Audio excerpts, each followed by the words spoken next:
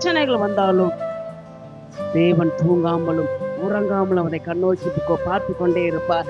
ஏன்னா நம்ம ஆராதிக்கிற தேவன் அதை விட்டுதலை கொடுக்க வல்லவராய் இருக்கிறார். அந்த ராஜாவே பாத்தீங்கன்னா இரவு முழுவதும் அவன் தூங்கல, அவன் ஆகாரம் புசிக்கல. அப்ப எவ்வளவு பாசமா எவ்வளவு நேசமா இந்த தானியேல் மேல் பிரியம் வைத்திருப்பாரு.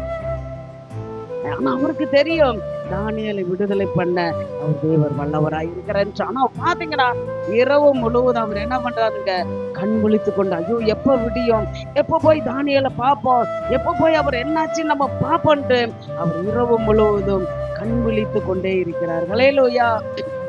எனக்கு பிரியமான தெய்வங்களே, உலகப்புறமான அந்த ராஜாவே இந்த தானியேலுக்காக கண் விழித்து அவர் என்ன எப்ப காரியம் வந்துட போதோன்ட்டு கண் கலங்குறப்ப உன்னதமான தெய்வம் உங்களுக்காகவும் எனக்காகவும் பரிதவிக்க வல்லவராய் இருக்கிறார். ஹல்லேலூயா. உங்க வாழ்க்கையில எத்தனை இடர்கள் வந்தாலும், எத்தனை வேதனைகள் வந்தாலும், எவ்வளவு கடன் பிரச்சனையில நீங்க இருந்தாலும் அதை தப்புவிக்க வல்லவராய் இருக்கிறார்.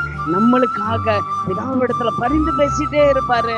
நம்மளுக்காக ஐயோ என் மகன் சோர்ந்து போயிட்டான், என் மகன் சோர்ந்து போயிட்டான், இவ்வளவு பிரச்சனையில வரப்போறான்ட்டு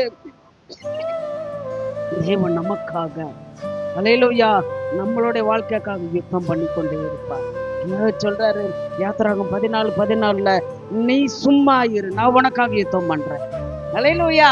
நீங்க சும்மா மட்டும் இருங்க, உங்களுக்காக உங்க வாழ்க்கையில உள்ள எல்லா பிரச்சனைகளுக்காக நான் ஒவ்வொரு நொடி பொழுது நான் யுத்தம் பண்ணிட்டே இருப்பேன். ஹல்லேலூயா. அப்ப பாத்தீங்கன்னா அந்த ராஜா பகல் முழுவதும் ஏன்னா இரவு முழுவதும் கண் விழித்துக்கிட்டு ஐயோ தானியேல் பிரியமான எனக்கு பிரியமான தானியேல் என்ன பண்றாருன்ட்டு அவர் இருக்கிறப்ப அதுக்கு கீழே பாருங்க 24வது வசனம்.